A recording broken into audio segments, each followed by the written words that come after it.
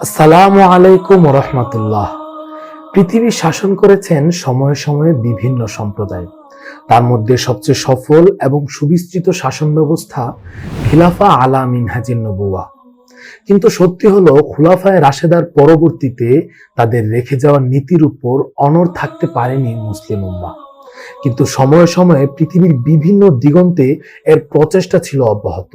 এরই ধারাবাহিকতায় ইতিহাসের পাতা আলোকিত করেছেন নুরুদ্দিন জিনকি, সালাহউদ্দিন আইয়ুবী, ইউসুফ বিন তাশফিন আল আরসালান, জালালউদ্দিন খাওয়ারিজম শাহ সহ আরো অনেকে।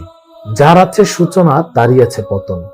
এই অমোঘ বাণী যেমন উমাইয়া এবং আব্বাসীয় খেলাফায় সত্যায়িত হয়েছে, ঠিক একইভাবে উসমানীয় খিলাফায়ও সত্যায়িত হয়েছে। কিন্তু দুয়ে রয়েছে আকাশ জমিন ফারাক। পূর্ববর্তী খিলাফার পতনে নতুন খিলাফা জন্মেছে, কিন্তু উসমানীয় খিলাফার পতনে খুদাই গজব, গণতন্ত্র, সমাজতন্ত্র ও হিউম্যানিজমের মতন কুফরি শাসন ব্যবস্থা চেপে বসেছে মুসলিম উম্মাহের উপর। উসমানী সাম্রাজ্যের সূচনা আর্তুগরুল গাজীর পুত্র উসমান গাজীর হাতে, আর এর ধারাবাহিক উন্নতিতে প্রথম আঘাত আসে তৈমুর রঙের হাতে প্রথম বাইজিদের উপর, যার উপাধি প্রমাণ করে তার বীরত্ব। তারপর মোহাম্মদ প্রথম, যিনি হারানো সাম্রাজ্য করেন উদ্ধার। আর দ্বিতীয় মোহাম্মদ, যাকে মোহাম্মদ আল ফাতিহ বলে আমরা চিনি, তিনি ছিলেন এই সাম্রাজ্যের সবচেয়ে বড় বিস্ময়। পরবর্তীতে পতনকালে তার মতন একজন বিচক্ষণের দেখা মিললেও চতুর্মুখী ষড়যন্ত্রের বেড়াজালে বিজয় ছুঁই ছুঁই করেও ছুঁতে পারেননি দ্বিতীয় আব্দুল হামিদ। আর মোহাম্মদ আল ফাতিহ পর্যন্ত প্রতিজন সুলতান যুদ্ধের ময়দানে যেমন বীর ছিলেন, ঠিক তেমনি রাতের আধারে ক্ষুধাভীতির এক উত্তম নমুনা ছিলেন। আলেম ওলামার সম্মান এবং মর্যাদার প্রতি সর্বদা তারা চৌকান্না ছিলেন।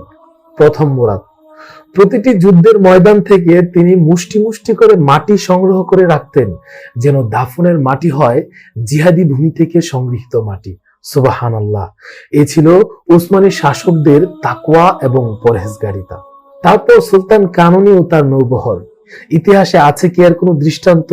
বা তার নৌবহরের কমান্ডার খায়রুদ্দিন বারবারুসাত? পশ্চিমাদের সাথে তাল মিলিয়ে আজ আমরা মুসলমানরা নিজেরাই নিজেদেরকে সন্ত্রাস বলি। যারা দিল মুক্তি, করলো ইসলামের সেবা, এর তরে বিলিয়ে দিল নিজেদের জীবন, আজ আমরা তাদেরকে চিনি না, জানি না। উসমানীয় সাম্রাজ্য প্রায় 700 বছর পৃথিবীর নেতৃত্বে ছিল। মাত্র 400 জন সৈন্য নিয়ে যে খেলাফত প্রতিষ্ঠিত হয়েছিল, এই ছোট্ট দলটি এমন এক সাম্রাজ্য গড়ে তুলেছিল যা প্রায় 3টি মহাদেশ সমতুল্য। ইউরোপ, আফ্রিকা, এশিয়া, এ সবগুলোই ছিল উসমানী সাম্রাজ্যের অন্তর্ভুক্ত। ইতিহাস, ঐতিহ্য, প্রভাব, প্রতিপত্তি, এক কথায় সব দিক দিয়ে এক জৌলসপূর্ণ সাম্রাজ্য ছিল উসমানীয় সাম্রাজ্য। যখন এই সাম্রাজ্য ধীরে ধীরে হাতছাড়া হতে থাকলো, ঠিক তখনও সুলতানদের এত পরিমাণ ক্ষমতা ছিল যে ইউরোপ, আফ্রিকার রাজা বাদশারা তাদেরকে খুশি করার জন্য জিজিয়া ট্যাক্স এবং বড় বড় উপঢৌকন পাঠাতেন সময়ে সময়ে। তারপর দিনে দিনে জ্ঞান, বিজ্ঞান, অর্থনীতি, তথ্য প্রযুক্তি ও সমরবিদ্যার অবহেলায় নিয়ে এলো তাদের পতন। পতনের মূল হেতু ছিল বিধর্মীদের রীতির প্রভাব এবং দিনে দিনে ইসলাম থেকে দূরে সরে যাওয়া ও আধুনিক সমর সম্পর্কে বেখবর। আজ আমরা দেখব মুসলিম ইতিহাসের এই গৌরবময় অংশটুকুর শেষ নিঃশ্বাস। কিরকম ছিল সেই দিনটি, যে দিনের পর পৃথিবীবাসী আর কোনোদিন দেখতে পায়নি খেলাফত বা ইসলামী হুকুমত।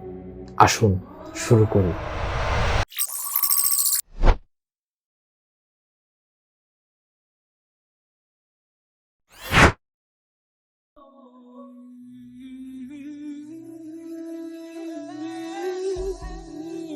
28শে রজব 1342 হিজরি রাত। এটাই শেষ রাত ছিল, যার পর মুসলিম উম্মাহ আর কখনো সুখ দেখেনি। মুস্তফা কামাল পাশা ইস্তাম্বুলের গভর্নরকে আদেশ দিল যে খলিফা আব্দুল মাজিদকে সমস্ত কিছু থেকে পদত্যাগ করে সকাল হওয়ার পূর্বেই শহর ত্যাগ করানোর। এই আদেশটি সেনাবাহিনী ও পুলিশের সহায়তায় বাস্তবায়িত হয়, আর খলিফাকে বাধ্য করা হলো যেন সে দেশান্তর হয়ে যায়। 1924 সালের 3রা মার্চ সকালে ঘোষণা করা হয় যে মহাজোট জাতীয় পরিষদ খিলাফতকে বিলুপ্ত ও ধর্মকে রাজনীতি থেকে বিলুপ্ত করার একটি আইন পাশ করেছে। সেক্রেটারি লর্ড ক্রিসেন বলেন যে তুরস্ক ধ্বংস হয়ে গেছে, এখন তারা কখনোই তাদের মহিমা ফিরিয়ে আনতে পারবে না, কারণ আমরা তাদের আধ্যাত্মিক শক্তি অর্থাৎ খিলাফা ও ইসলামকে ধ্বংস করে দিয়েছি। খিলাফার শেষ হওয়ার পরে উম্মতের অবস্থা এমন হলো যেন দুগ্ধপোষ্য বাচ্চা নিজের পিতামাতার ছায়া থেকে বঞ্চিত হলো এবং স্বার্থপর পৃথিবীতে বেঁচে থাকার লড়াইয়ে একাকী হয়ে গেল। খেলাফত ধ্বংস হওয়ার সাথে সাথে তারা ক্ষুধার্ত নেকড়ের মতো এই মুসলিম উম্মাহর উপর ঝাঁপিয়ে পড়ে।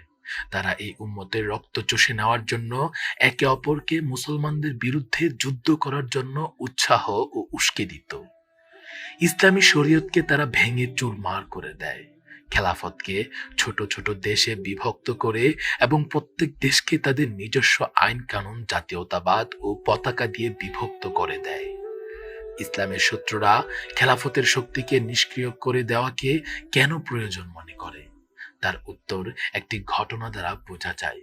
শাইখুল ইসলাম মাওলানা সৈয়দ হুসাইন আহমদ মাদানী এবং শাইখুল হিন্দ মাওলানা মাহমুদুল হাসান দেওবন্দি রাহিমাহুল্লাহ স্বাধীনতা আন্দোলনের সাথে জড়িত থাকার কারণে মাল্টা কারাগারে বন্দী ছিলেন। সেখানে একজন ইংরেজ অফিসার ছিল কোনো অপরাধের কারণে, যার কোর্ট মার্শাল হয়েছিল এবং সেও সেই দ্বীপে সাজা ভোগ করছিল। হযরত হুসাইন আহমদ মাদানী তাকে একদিন জিজ্ঞেস করলেন যে খেলাফতে উসমানিয়া মুসলমানদের একটি দুর্বল খেলাফত ব্যবস্থা। খেলাফতের উপর আমাদের মুসলমানদের ধর্মীয় অনুভূতি থাকা সত্ত্বেও ব্রিটেন, ফ্রান্স, ইতালি কেন খেলাফতকে ধ্বংস করার জন্য উঠে পড়ে লেগেছে? তোমাদের তুর্কি খেলাফতে কি সমস্যা? তখন তিনি বললেন, মাওলানা, আপনার প্রশ্ন এতটা সহজ নয় যতটা সহজে আপনি বলে ফেললেন। মনে রাখবেন, তুর্কি খেলাফত একটি দুর্বল খেলাফত। এতদসত্ত্বেও যদি কুস্তন্তনিয়ায় বসিয়ে খলিফা কোনো অমুসলিম দেশের বিরুদ্ধে আজও জিহাদ ঘোষণা করে, তবে মারাঠ থেকে ইন্দোনেশিয়ার মুসলিম যুবকরা জিহাদে অংশগ্রহণ করবে।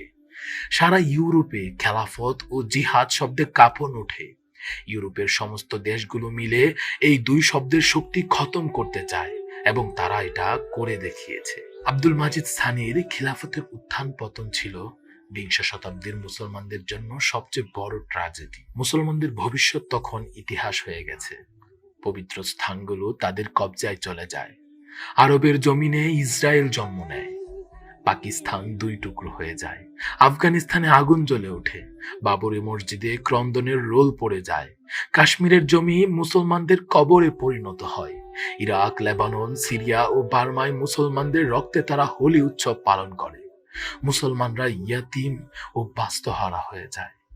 এখন মুসলমানদের সর্বস্তরের মানুষের জন্য আবশ্যক যে নিজের জীবন ব্যবস্থা ও শাসন ব্যবস্থা উন্নত করার জন্য পাশ্চাত্যের লোভাতুর ও নগ্ন অনুসরণ করার পরিবর্তে নিজেদের সোনালী অতীতে ফিরে যাওয়া এবং খেলাফতের প্রতি ব্যথিত হয়ে এই সত্যকে প্রতিষ্ঠিত করা যে আমাদের জাতির ভিত্তি কোনো পশ্চিমা দেশ নয়, বরং রাসূল সাল্লাল্লাহু আলাইহি ওয়াসাল্লামের আদর্শই আমাদের জাতির ভিত্তি।